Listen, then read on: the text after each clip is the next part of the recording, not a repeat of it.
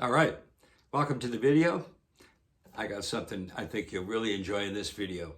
What I'm going to show you are what's called Merle Travis rolls. Some people call them banjo rolls, doesn't really matter. But it's a really neat technique that Travis uses. I'll show you the way he does it. You can do it Chet Atkins style, right? So with Merle Travis, it's thumb and one finger. And what you're going to do is you're going to play these rolls over the chord progression. Simple, right? So we know the chord progression goes, for Cannonball rag, goes E7, right? So this is the A part, right? So E to A, and then again.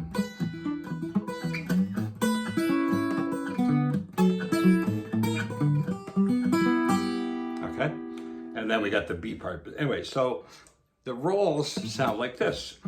These are I'm following the chords in the chord progression with these rolls, so using slightly different left-hand fingering, and which I will show you. Okay, so it sounds like this.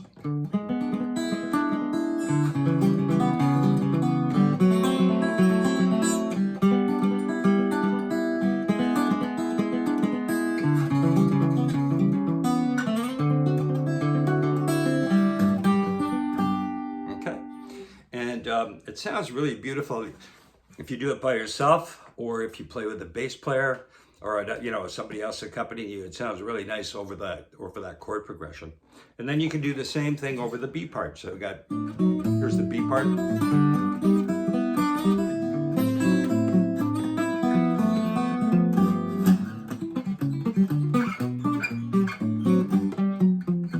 Back to the A part. So what you can do over the B part is just play the same chords, but with these rolls, right? So I'm gonna go up here.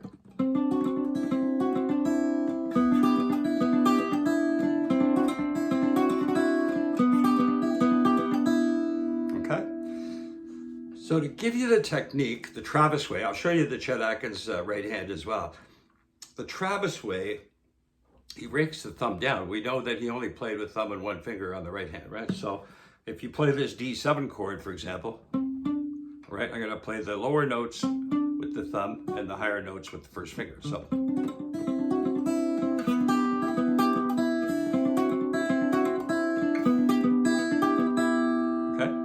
And you can do it like this: thumb 1, 2, thumb 1, 3 if you want, or you can just go thumb 1, 2, thumb 1, 2, like that.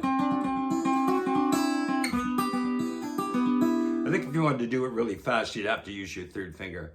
So let me give you the chord shapes, and then I'll show you the chord shapes for both parts. So I'm going to start off with the E7 chord like this.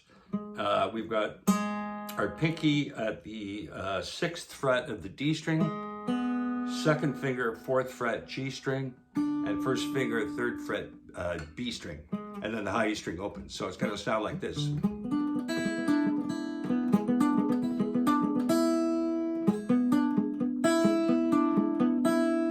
And then we're going to do this. We're going to, with our 3rd finger, which is right in position, we're going to play a D at the 5th fret of the A string, and then go down to the 4th fret with your 3rd finger on the A string, and then your 1st finger is going to be 2nd fret D string.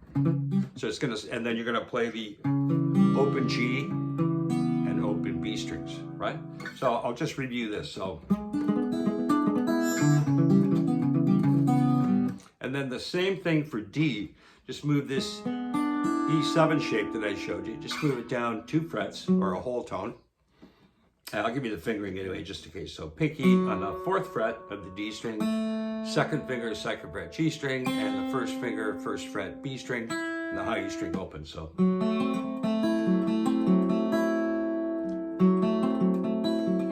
Whoops. And then back to the G. So the way we're going to play the G here, for these rolls is just 3rd finger 5th fret D string, 2nd finger 4th fret G string, 1st finger 3rd fret B string, and then the high E string open. So, whoops. Okay. And then you're going to repeat it, but on the D chord, you're going to play it up the neck. So I'll just go through that. So this is the second time through. And then you're going to go, you play your first finger, second fret of the A string, slide it up to the 5th fret, and you're going to play this chord here. It's a D, it's just another D chord, a D7. So you've got the open D string, first finger, 5th fret G string, and your pinky or your 3rd finger at the 7th fret of the B string, and then the high E string opens. So, and then just go back to the G where the full chord. And then the B part, you can just do it like this. Your pinky, 10th fret of the D string. Your first finger is going to play 2 strings at the 7th fret, the G and the B at the 7th fret, and then the high E string open, okay? You're going to go to G like this, right? So 3rd finger, 9th fret, D string, first finger, 7th fret, G string, and your 2nd finger at the 8th fret of the B string. So it sounds like this.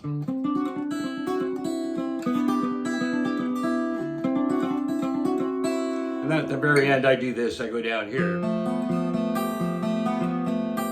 Okay, and then back to the turnaround. Okay, so let me give you that the B part. So.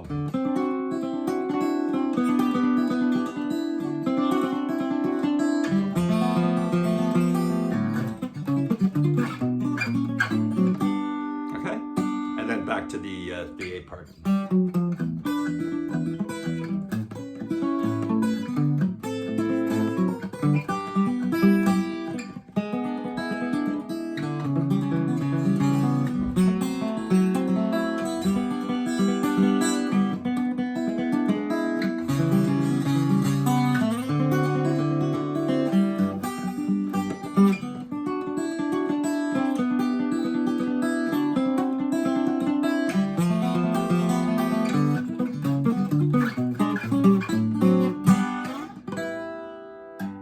All right. So if you're going to do this Chet Atkins style, you have to mess around and see what works for you, right? You can go thumb, 1, 2, and then for the higher string, you can go thumb, 1, 2 again. So that's my 2nd finger, and then thumb, 1, 2, playing that higher note with the 2nd finger. You can experiment. You can use your 3rd finger there too, like this. So thumb, 1, 2, thumb, 1, 3.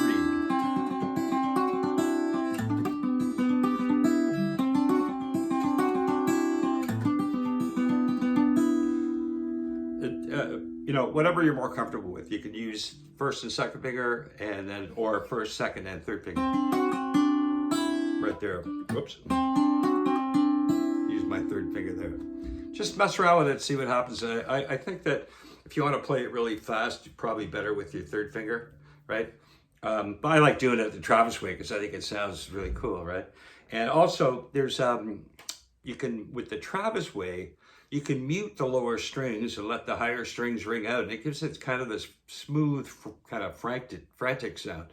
So it's more difficult to mute with the Chet Atkins way for these kind of licks. So I gotta hold my palm down, but I need my fingers. I need room for my fingers to do their thing. So whereas with the Travis rolls, if I do it Travis style, I can really mute. I'm gonna exaggerate and just show you what I mean. So. See what I mean? Those notes are hardly ringing, right? But the that note I'm letting ring. So.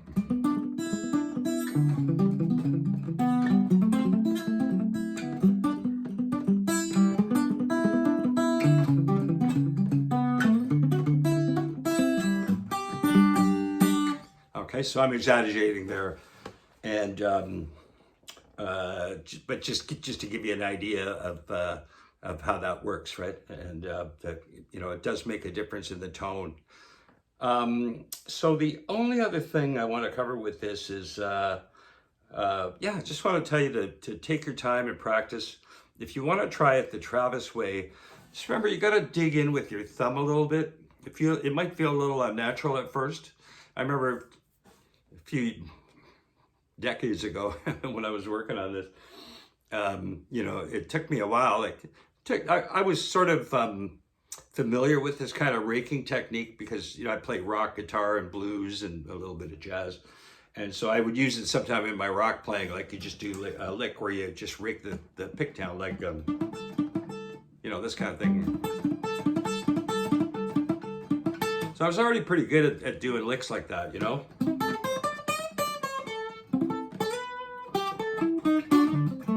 Anyway, so just experiment with it. Take your time, go slow, break everything down so you know what it is, and then you can just go through the chords.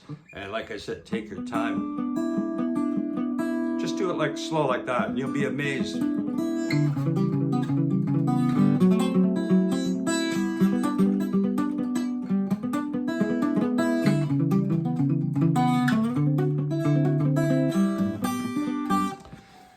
I forgot to trim the nails on my left hand, and they sneak up on you. All of a sudden, I'm having a hard time because I haven't filed my nails down in a few days. Anyways, so let me know what you think of this, if it works for you, and if you like this thing, this technique. And if you have any questions, let me know. And if you want to get in touch with me, you can email me at nicksfingerstyle@gmail.com. I would love to hear from you. And it doesn't matter if you want to take lessons or join my fingerstyle mastery group, or you just want to shoot the breeze for half an hour. I love meeting people, and especially people who are into fingerstyle guitar.